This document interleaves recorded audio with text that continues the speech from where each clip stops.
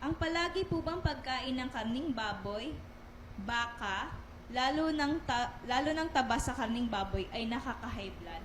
Hindi po. Sa totoo lang, wala pa ako nakitang baboy sa baka na may high blood po. It is not the intake of fats na nakaka-high blood, kundi the lack of water. Kasi pag kulang kayo sa tubig, lalapot po ang inyong dugo. Pag lumapot po ang inyong dugo, yung puso nyo po ay mangangailangan ng karagdagang puwersa para ibomba itong malapot na dugo. And this additional force needed to pump the blood will increase pressure. So, para makontrol yung blood pressure nyo, all you need to do is to maintain yung dilution, your blood nyo, na 80 to 90% water, yung dugo. Kasi kung malabnaw, mas relax po ang heart nyo, hindi ho kayo mag-high blood. And then, kung kayo po yung nag-high blood paminsan-minsan, that's normal po. Wala naman tao na normal po ang blood pressure the whole day. Kasi sometimes we are physically active and sometimes we have these emotions na nakaka-trigger po ng high blood.